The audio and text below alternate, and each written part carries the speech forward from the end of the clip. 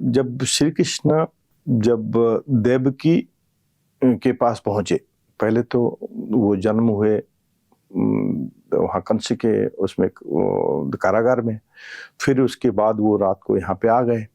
तो जब गोकुल से गए देवकी के पास, तब लगभग 14 साल के बाद, तो जब कंस को मारा और उसके बाद देवकी को उद्धार किए, तो देवकी ने पूछा, आप ही तो भगवान हो, लेकिन आपको यहाँ पे आने में 14 साल लग गया, तो आपको पता होते ही भी हुई कि हम कारागार में है और हम यहाँ पे इतने दयनीय अवस्था में है।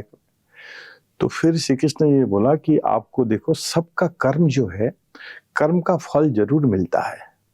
तो पिछले जन्म में आप मेरे माता कैकेयी थे और आपने मुझे 14 साल वनवास भेजा था, तो इसीलिए जो यशोदा माता है वो मेरी माँ कौशल्या थी।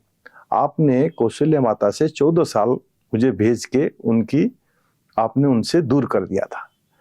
तो इसीलिए मैं आपके पास आने में, उनके साथ मैंने 14 साल गुजारा और आपके पास आने में 14 साल वक्त इसलिए लगाया क्योंकि आपको आपका कर्म का फल मिलना था।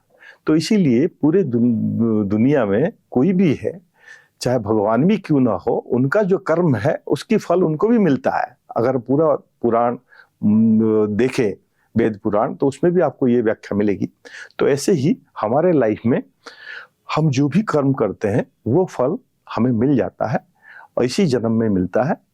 और अगर ये कहावत है, अगर इस जन्म में आपका वो कर्म फल नहीं मिल पाता है तो अगले जन्म में आपको वो फल प्राप्ति होती है।